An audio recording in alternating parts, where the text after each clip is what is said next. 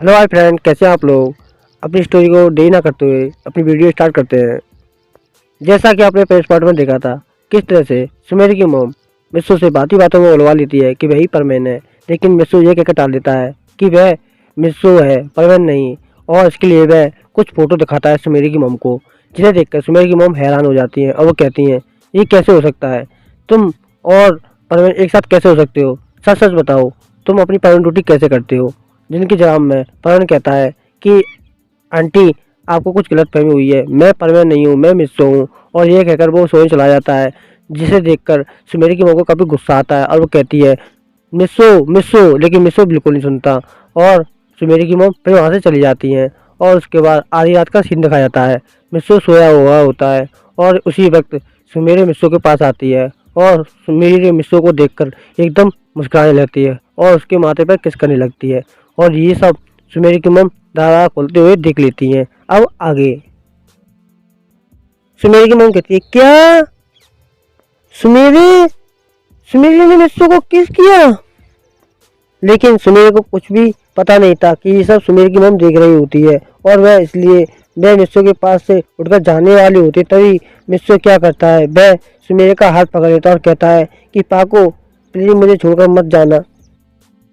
और ये बात सुनकर सुमेरी डर जाती है। उसे लगता है कि मिस्सू को पता चल गया कि वह पाको है और वो डरते डरते किसी तरह मिस्सू की तरफ देखती है और वो देखती है कि मिस्सू नींद में बड़बड़ा रहा है। और वो कहती है अरे नहीं, मैं तो बेकार में डर रही थी, मिस्सू तो सो रहा है, लेकिन ये सपना किसके बारे में दिख रहा है। और मिस्सू फिर से बड़बड़ाता है कि मिस्सू फिर से बड़बड़ाता है और कहता है कि पाको प्लीज मुझे छोड़कर मत जाना, तुम्हारे बगल में अकेला ऊपर जाता हूँ। और ये सब सुनकर एकदम सुमेरा खुश हो जाती है और वह भी कहती है कि परवीन मैं भी तुमको बहुत पसंद करती हूँ, लेकिन मैं क्या करूँ, मैं तुम्हें अपनी सच्चाई नहीं बता सकती। और वह धीरे धीरे उसके हाथ से अपना हाथ निकालती है और वापस अपने जगह पर सोने चली जाती है। और ये सब सुमेरा की मोम ने अच्छी तरह से देख लिया था और उनकी बातों को भी सुन भी लिया था।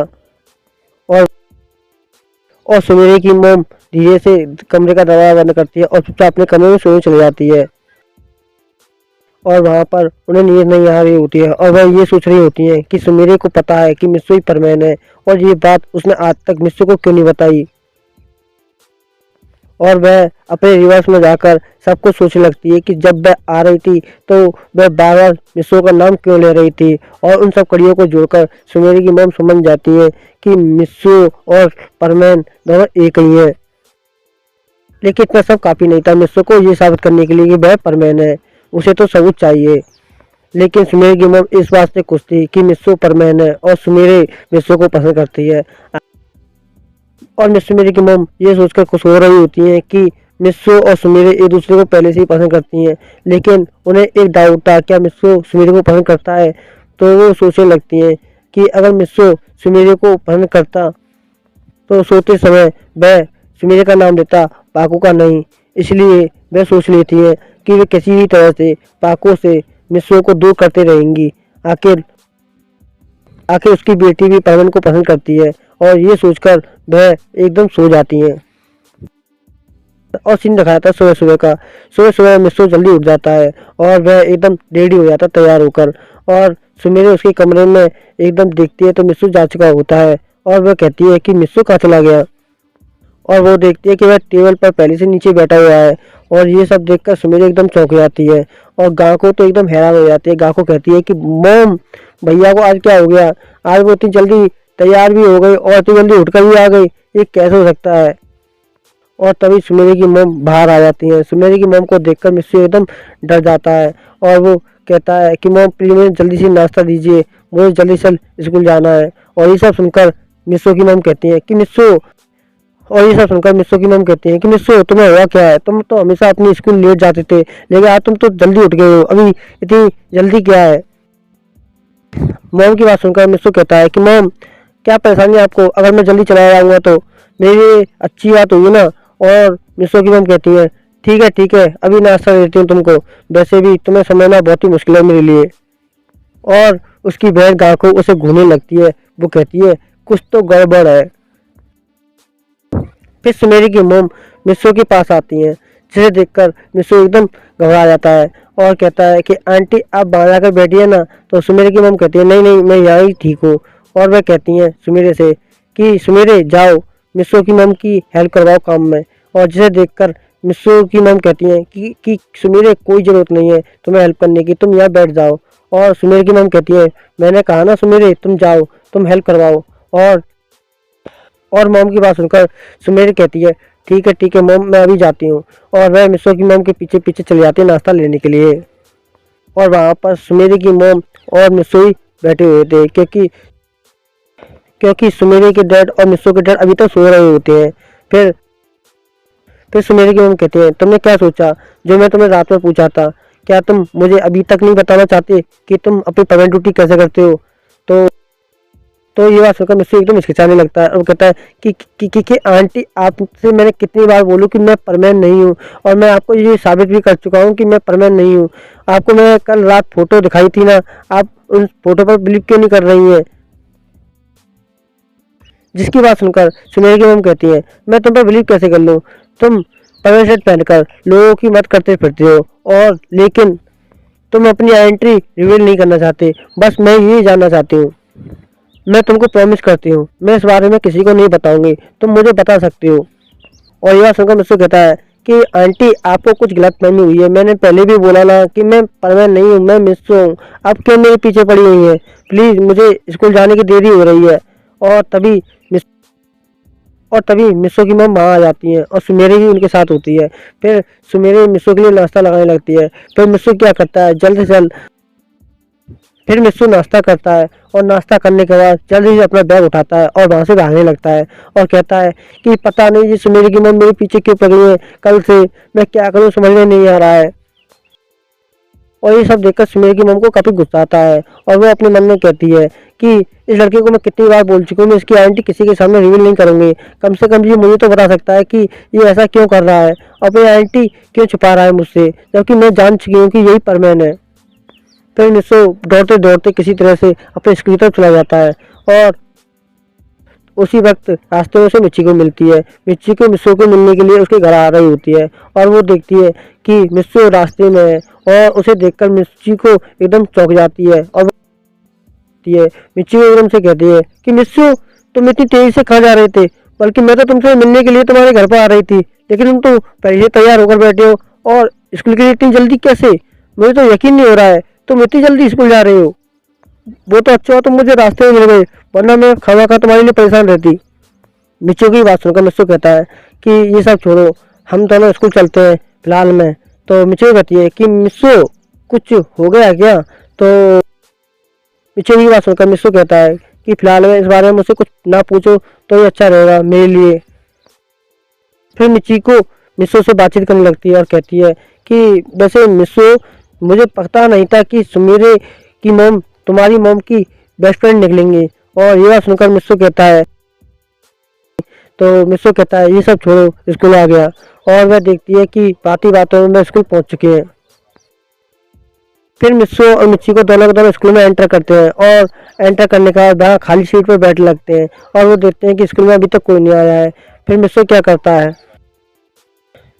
करता है वह खाली समय देखकर अपने बैग में से एक बुक्स निकालता है और उसे पढ़ने लगता है। और ये सब देखकर मिच्ची को कहती है इस वक्त हम दोनों अकेले हैं पूरी क्लास में और पता नहीं इस वक्त इसे क्या मची हुई है बुक्स पढ़ने की। और मिच्ची को कहती है अपने मन में कि मैं जानती हूँ कि कल की बात को लेकर तुम अब भी अपसेट हो और इसी कारण तुम अब बुक्स पढ़ रहे हो, लेकिन कुछ भी हो जाए मैं तुम्हें किसी भी तरह से ना ही पाकू का होने दूंगी और ना ही सुमेरे का, तुमसे मेरे रहोगे। और ऐसे ही मिस्सू पढ़ते पढ़ते सभी बच्चों को वेट करने लगता है और उस क्लास में काफ़ी बच्चे आ जाते हैं और कावा साहू इस क्लास में आ जाते हैं और वह पहले से ही मिस्सू और मिच्ची को बैठा देखकर एकदम गुस्सा हो जाता है और अपने मन में कहता है कि इस मिच्ची को पता नहीं हो क्या गया है, ये पता नहीं कुछ दिन से मेरे साथ पता नहीं रूडली व्यवहार कर रही है और ये मिस्सू के कुछ ज़्यादा ही क्लोज आ रही है, मैं इसका क्या करूँ समझ में नहीं आ रहा है। इसके चक्कर में कोई लड़की मुझे घास नहीं डालती क्योंकि ये मिस्सू परमैन का दोस्त है, लेकिन मिस्सू परमैन का दोस्त है ये सब जानते हुए सब परमैन के पीछे पड़े हुए हैं, लेकिन मिच्ची को पता नहीं इस पागल के पीछे क्यों पड़ी हुई है, ये तो क्लास का सबसे बड़ा बेवकूफ है। जो मेरे आगे कुछ भी नहीं है। फिर कौवा अपनी सीट पर जाकर साबू के साथ बैठ जाता है और उन्हें घूरने लगता है। और ऐसे ही मिस्सू के टीचर आते हैं और सभी का होमवर्क चेक करने के लिए मांगते हैं। फिर मिस्सू अपना होमवर्क निकाल कर सर को दे देता है और सर कहते हैं उससे कि शाबाश मिस्सू, तुम दिन पर दिन अच्छा कर रहे हो, तुम पढ़ाई में अच्छे हो रहे हो। मुझे खुशी है कि तुम अब पहले से बदल रहे हो। मैं यही चाहता हूँ कि तुम इसी तरह से पढ़ाई में मेहनत करते रहो। और ये बात सुनकर मिस्सू कहता है कि हाँ सर, मैं इसी तरह से पढ़ाई में मेहनत करता रहूँगा।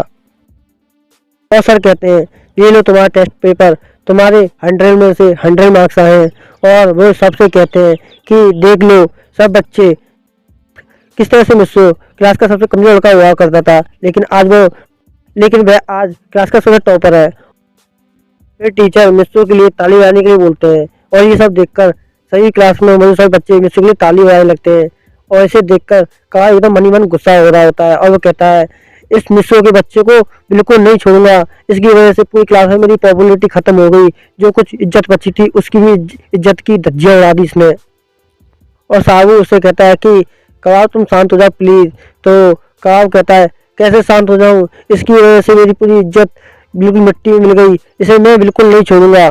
स्कूल के बाहर मिल तब तुझे बताऊंगा बच्चू। फिर टीचर कबाब और साबू को उसका टेस्ट पेपर देते हैं और साबू जब अपना टेस्ट पेपर देखता है तो वो एकदम खुश हो जाता है। वो कहता है चलो कम से कम मैं पास तो हुआ। साबू को टेस्ट में 40 मार्क्स मिले होते हैं 100 में से, जिसे देखकर साबू एकदम खुश हो जाता है। लेकिन कबाब एकदम दुखी हो जाता है और वो चौंक जाता है कि उसे टेस्ट में 10 नंबर मिले हैं। और ये सब देखकर एकदम कबाब कहता है क्या सिर्फ 10 नंबर, ये सब कैसे हो सकता है, मेरे इतने कम मार्क्स कैसे हो सकते हैं। तो साबू कहता है फिर साबू कहता है कि तुम पूरे के पूरे दिन विषय के पीछे पड़े थे, जिस कारण तुम ठीक से पढ़ नहीं पाए, इसलिए तुम्हारे कम मार्क्स आए हैं।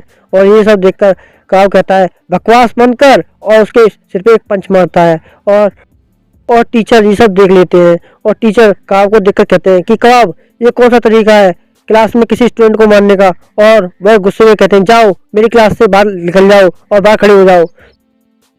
सर की बात सुनकर कबाब कहता है कि सॉरी सर, मुझसे गलती से हो गया। तो सर कहते हैं तुमने अपने दोस्त को मारा और तुम कह रहे हो गलती से हो गया, अभी के अभी इस क्लास से बाहर निकल जाओ, मैंने कहा अभी के अभी। और ये सब देखकर कबाब अपने सिर पर हाथ रखते हुए जाने लगता है और सभी बच्चे उस पर हंस रहे होते हैं। और साबू ये सब देखकर कहता है कि मुझे पता है तुम्हें ये सब बुरा लग रहा है, लेकिन मैं इसमें कुछ नहीं कर सकता। और उसके बाद वह मिचिको को टेस्ट पेपर देते हैं और उसके बाद मिचिको अपने टेस्ट पेपर को देखती है, उसे 100 में से 95 मार्क्स मिले हुए होते हैं। और ये सब देखकर वो कहती है, मिचिको अपने मन में कहती है लेकिन मुझे इस बात की खुशी है कि मित्सु पढ़ाई में पहले से ज़्यादा मेहनत कर रहा है और वह अपनी प्राइवेट ड्यूटी भी अच्छी तरह से निभा रहा है। अगर ऐसा ही रहा तो मैं उसे कुछ दिन में प्रपोज कर दूंगी और उसके बाद मित्सु और परवीन दोनों मेरे। और उसके बाद सीन शिफ्ट होता है स्कूल की छुट्टी का। स्कूल की छुट्टी के बाद मित्सु अपने घर जा रहा होता है मिचिको के साथ। उसी वक्त का उसके सामने खड़ा हो जाता है और कहता है कि अब बताओ बच्चू, तुम्हें मुझसे कौन बचाएगा, पारवेन को बुलाओ या किसी को, मैं तुम्हें नहीं छोड़ूंगा, आज मैं तुम्हें बिल्कुल नहीं छोड़ूंगा। और वह मित्सु को पीटना स्टार्ट कर देता है। और जब वह मित्सु को पीट रहा होता है तो मिचिको उसे बचाव में आती है, लेकिन वह मित्सु को साइड कर देता है और कहता है कि साबू मिचिको का हाथ पकड़ लो और मैं इसे नहीं छोड़ूंगा। और ये सुनकर साबू कहता है कि मिचिको मुझे माफ करना, लेकिन मैं इसमें कुछ नहीं कर सकता। कबाब ने मुझसे कहा है कि तुम्हें पकड़ने के लिए, इसलिए मैं तुम्हें पकड़ रहा हूँ, लेकिन मैं तुमको कुछ नहीं करूंगा, तुम मित्सु से साइड हो जाओ। फिर कबाब मित्सु को पीटना स्टार्ट कर देता है और कबाब कहता है कि तुम्हारे मॉम डैड तुम्हारी तरह बेकार है, तुम्हारी मॉम ने पता नहीं क्या खिलाया जो तुम इतने कमजोर हो। और वह उसकी मॉम के बारे में बहुत कुछ बुरा भला बोलता है। और ये बात सुनकर मित्सु को काफी गुस्सा आ जाता है और कबाब उसे पंच मारने वाला होता है। तभी वह उसे एक हाथ से वहीं के रोक लेता है और कहता है कि कबाब बस बहुत हो गया, मैं सब कुछ सहन कर सकता हूँ, लेकिन मेरी मॉम पर कोई कमेंट करे तो मैं बिल्कुल बर्दाश्त नहीं कर सकता, मैं कंट्रोल खो देता हूँ। और वह गुस्सा में आ जाता है और वह कबाब को पीटना स्टार्ट कर देता है। और वह कबाब को इतनी जोर से पीटता है, इतनी जोर से पीटता है, उसकी मारते मारते उसके हाथ खराब कर देता है। और साबू को उसको बचाव के लिए उसकी मदद करनी पड़ती है, लेकिन साबू को भी एक साथ फेंक देता है और कहता है कि अगर तुम्हारी जगह पर कोई और होता तो उसकी हड्डियों का कब का कच्चू में बना देता। और हाँ, मेरी मॉम के बारे में आगे से कुछ भी बुरा बुरा बोलने से पहले एक बार जरूर सोच लेना कि तुम किससे बात कर रहे हो। और वह मिचिको से कहता है कि मिचिको चलो, और वह अपना बैग उठाता है और वहां से जाने लगता है। और साबू ये सब देखकर कहता है कि मैं तुमसे पहले ही बोल रहा था कि मित्सु को गुस्सा मत दिलाओ, मैं एक बार पहले ही ये सब देख चुका हूँ। उसने पहले भी मेरे सामने एक बड़े बदमाश को पीटा था। तो काव कहता है क्या उसने एक आदमी की पिटाई की? तो वो साबू कहता है उसकी एज 25 साल थी और मित्सु तो अभी 16 साल का है। और मित्सु ने सबके सामने इतनी बुरी तरह से उसकी धुलाई की थी, मैं आज भी नहीं भूल सकता। तो वह काव कहता है कि उस आदमी का क्या कसूर था। और यह सुनकर साबू कहता है कि वह आदमी सब लड़कियों को छेड़ रहा था और उसी वक्त उसके डैड ये सब देख रहे थे और वह सबको बचा रहे थे। तभी उसी वक्त उस आदमी ने मित्सु के डैड का कॉलर पकड़ लिया और ये सब देखकर मित्सु को गुस्सा आ गया और उसने बाद में उस आदमी को बहुत पीटा। और ये सब सुनकर कवाल एकदम गुस्सा होते एकदम साबू को एक पंच मारता है और कहता है इतना सब हो गया, तुमने मुझे बताया क्यों नहीं? और साबू एकदम से कहता है कि मारा क्यों? तो कवाल कहता है जब तुम्हें इतना सब पता था पहले से ही तो तुम मुझे आगे बता सकता था। मैं खामखा सबके सामने मार थोड़ी नहीं खाता।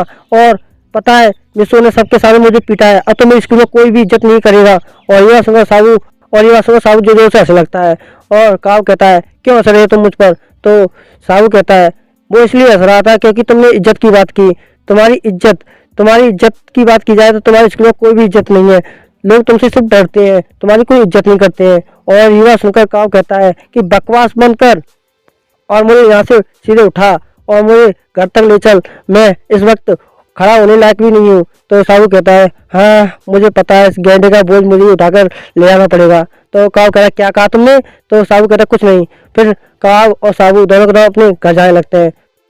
फिर मिचिको से घर जाते हुए एकदम से कहता है कि मिच्ची को इस बारे में प्लीज किसी को नहीं बताना। तो मिचिको कहती है कि मिस्सू मैं इस बारे में किसी को नहीं बताऊंगी, तो मुझ पर विश्वास कर सकते हो। तो मिस्सू कहता है हाँ ठीक है, और वो इतना कहकर वहां से चला जाता है।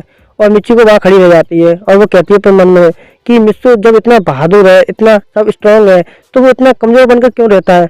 मैं तो दिखावा का डर रही थी कि कबाब मिस्सू को पीट देगा, लेकिन जब उसकी मोम की बात की जाए तो वो काफी गुस्सा हो जाता है, लगता है वह अपनी मोम से बहुत प्यार करता है। और मिचिको कहती है लेकिन मैं क्या करूं, मैं इतना सब करती हूँ लेकिन ये इसके बावजूद मुझ पर बिल्कुल भी ध्यान नहीं देता, आखिर मैं करूँ तो करूँ क्या? और वो अपने मन में ये कहकर चली जाती है।